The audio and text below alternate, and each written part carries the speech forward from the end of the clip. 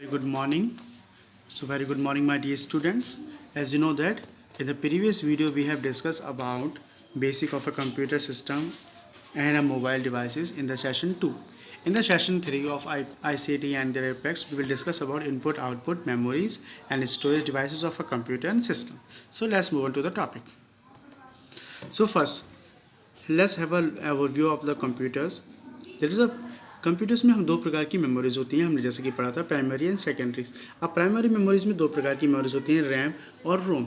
As you can see that ROM का full form होता है रीड ओनली मेमोरी और रैम का रैंडम एक्सेस मेमोरी. ये दोनों प्रकार की प्राइमरी मेमोरीज होती हैं. सेकेंडरी मेमोरीज और एक्सोलरी मेमोरीज भी कहना कहा. अब सेकेंडरी मेमोरीज के बारे में पढ़ रही थी, एक्सोलरी मेमोरी भी कहा जाता है. और storage devices like hard disk, CD, DVDs, ये सभी सेकेंडरी मेमोरीज में आती हैं. Input output devices. चलिए, ये कंप्यूटर का हम एक डायग्राम देख रहे हैं. ये आपको बनाना नहीं है, बस एक बार चेक करना चाह रहे हैं कंप्यूटर्स का. देखिए, इसमें हैश टाइप और वर्क विथ लिखा हुआ है. डिजिटल, एनालॉग और हाइब्रिड कंप्यूटर के टाइप्स होते हैं. ये हार्डवेयर होता है, स्टोरेज होते हैं, सॉफ्टवेयर्स होते हैं. अब देखिए कंप्यूटर में CPU and memories. As here you can say input output devices. ये पूरा कंप्यूटर का सिस्टम ओवरव्यू है. नेक्स्ट, अब एक बार करते हैं memory in a computer system. जैसे कि हमने देखा कंप्यूटर में दो प्रकार की मेमोरीज होती हैं, मेन मेमोरी और प्राइमरी मेमोरीज, और इंटरनल मेमोरी इन्हें कहा जाता है. Second, auxiliary memory, secondary memories और एक्सटर्नल मेमोरीज. क्योंकि ये बाहर से लगाई जाती है इसलिए इन्हें एक्सटर्नल भी कहा जाता है. ऑक्सिलरी मेमोरी क्योंकि ये सहायक होती हैं, तो auxiliary memories. Unit of memories. अब मेमोरीज की यूनिट के बारे में बात कर लेते हैं. जैसे कि हमने यूनिट के बारे में बात की था, कंप्यूटर की सबसे छोटी अगर यूनिट होती है, बिट होती है. यूनिट किसे बोलते हैं? कंप्यूटर की कोई चीज़ हमें किसी को नापना हो. फॉर सपोज हमारा वेट 48 है, तो हमने अपने वेट को नाप लिया. लेकिन किसी फाइल में कितना वेट है या उसमें कितना मटेरियल है, तो उसको वेट को, यूनिट को कैसे नापा जाता है?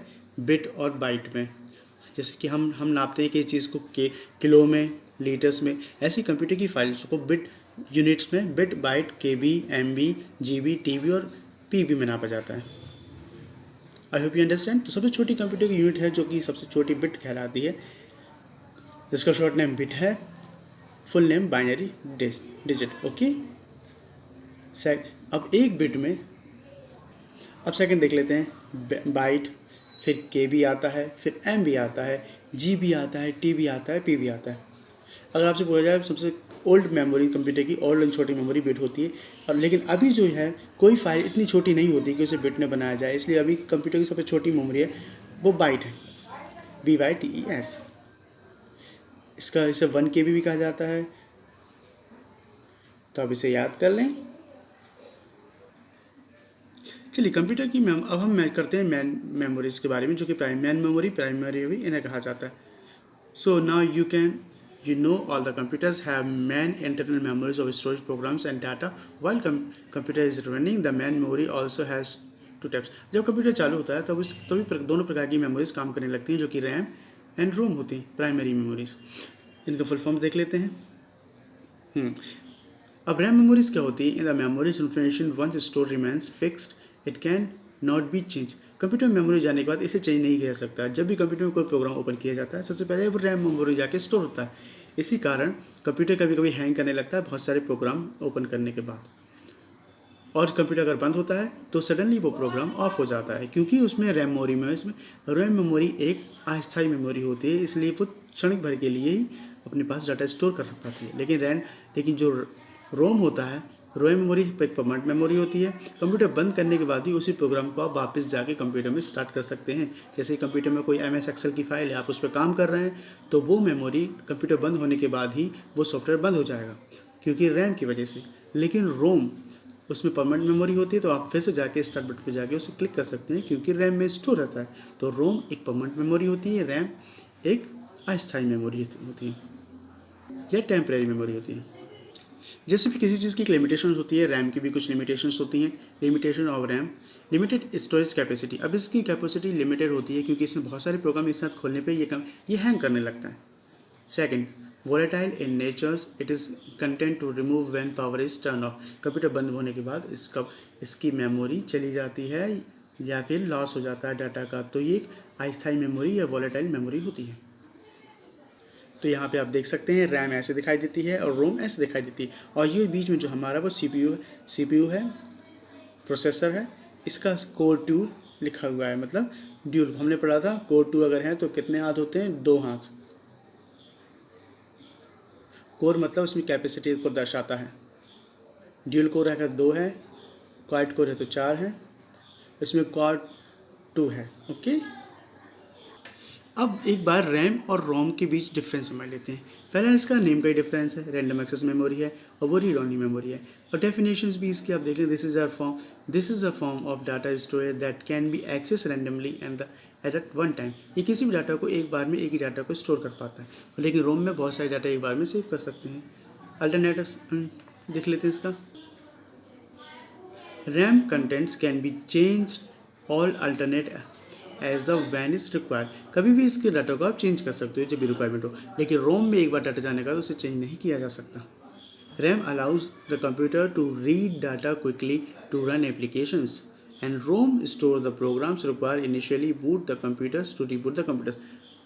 रैम अपने कंप्यूटर को डाटा अलाउ करता है उसे रीड करने के लिए, उसके बाद उसे प्ले करने के लिए, लेकिन रोम में आप करने के लिए इसे पहले प्रॉपर बूट करना पड़ता है। उसी बाद ये प्रोग्राम को अगर ज़रूरत है तो ही रिक्वायरमेंट पे इनिशियली आप इसे यूज़ कर पाएंगे। Operation supports, it's allow reading and writing. ये सिर्फ रीडिंग एंड राइटिंग सपोर्ट कर सकता है। इट अलाउज रीडिंग, ये सिर्फ रीडिंग कर सकता है। रीडिंग और राइटिंग का मतलब होता है रैम में आप किसी प्रोग्राम को खोल के उसे चला सकते हैं, उसे एडिट कर सकते हैं फिर से, लेकिन रोम में एक बार स्टोर होने के बाद इसे सिर्फ रीड किया जा सकता है या चलाया जा सकता है, इसमें बदलाव नहीं किए जा सकते। वोलेटिलिटी, जैसे मैंने बताया था ये एक अस्थायी मेमोरी होती है, मतलब इसमें थोड़ी देर के लिए डाटा स्टोर होता है, लेकिन रोम में डाटा परमानेंट स्टोर होता है कंप्यूटर बंद होने के बाद भी। साइज लार्ज दैन रोम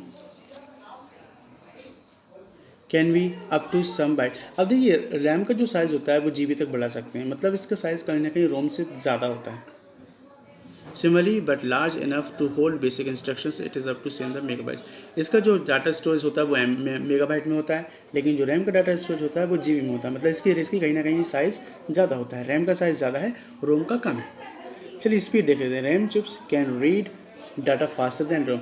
अब इसमें क्या होता है कि इसमें पहले डाटा रैम में जाता है, तो रैम काफ़ी स्पीडली डाटा को रीड कर सकता है। अगर रीड नहीं कर सकता डाटा फास्ट में तो कंप्यूटर नहीं चलाया जा सकता, इसलिए रैम की स्पीड ज़्यादा होती है रोम से। So now let's have a look about the storage devices. Storage devices वो होती हैं जहाँ अपने डाटा को स्टोर करके रखते हैं।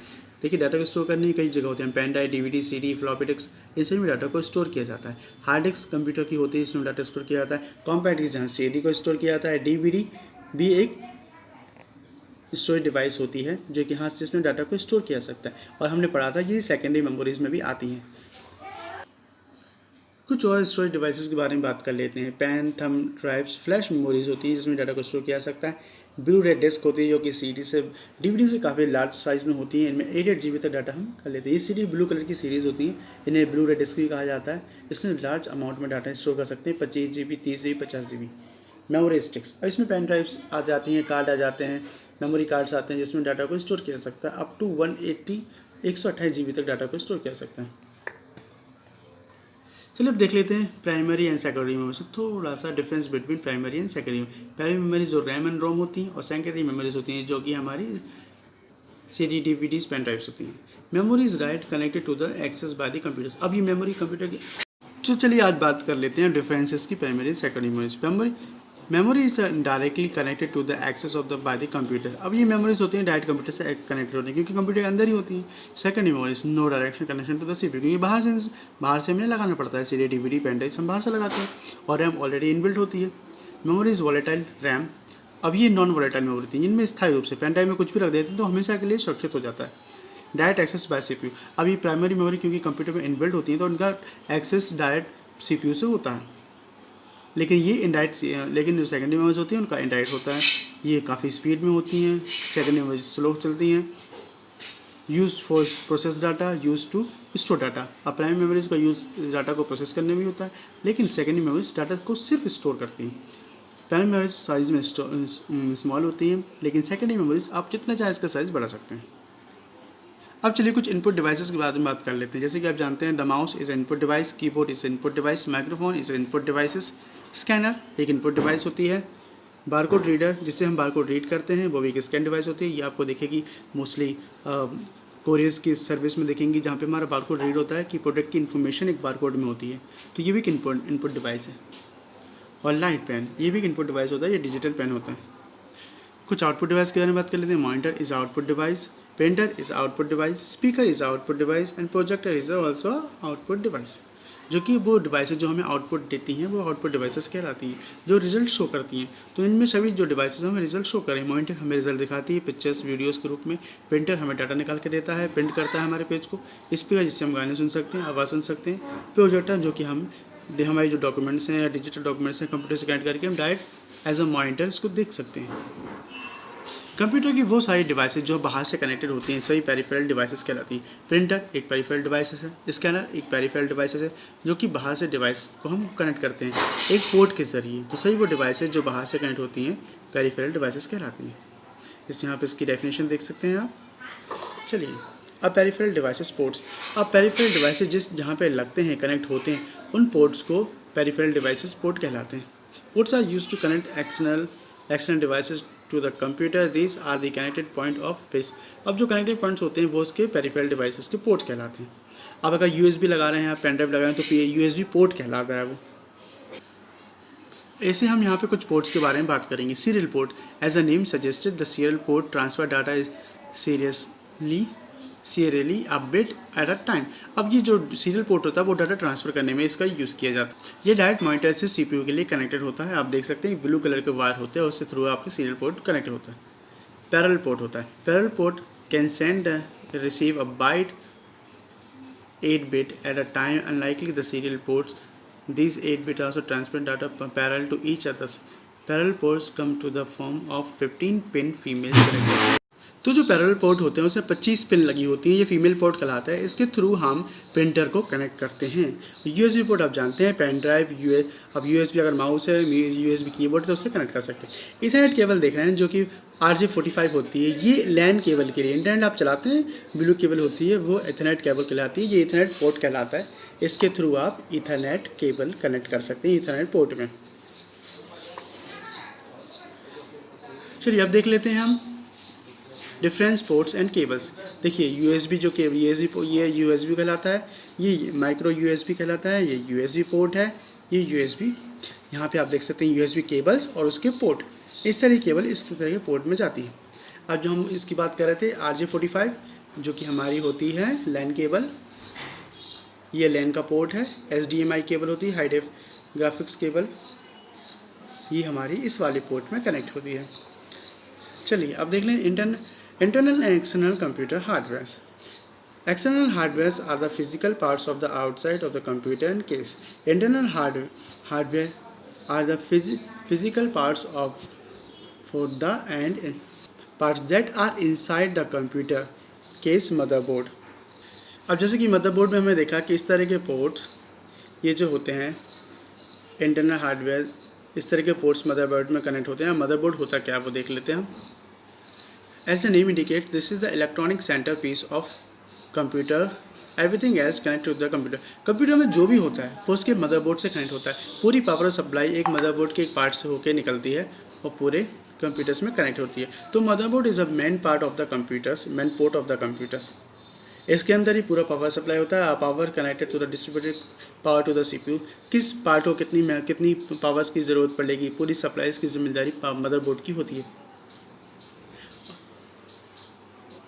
अब देख सकते हैं कंप्यूटर का जो बाहर का सीपीयू कैबिनेट होता है वो इस तरह का कैबिनेट होता है। इसके अंदर पूरे पोर्ट्स आपको दिख जाएंगे। देखिए आपको जो दिख रहा होगा फर्स्ट में यूएसबी पोर्ट दिख रहे होंगे आपको, इसमें प्रिंटर वाले पोर्ट्स भी हैं, VGA ग्राफिक्स, HDMI पोर्ट्स कहलाते हैं। अब यहाँ पे जो दिख रहे हैं वो हमारे कंप्यूटर का फ़ैन है।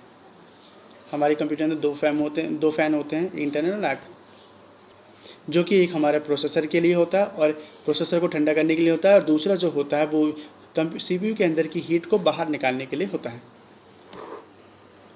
So motherboard also has multiple connecting points from where you can connect external hardware with your computer. The ports and connectors are visible from the back of your desktop computer case. तो आज के हमारे topic में ऐसे इतना ही. I hope you enjoy the video. Thank you so much.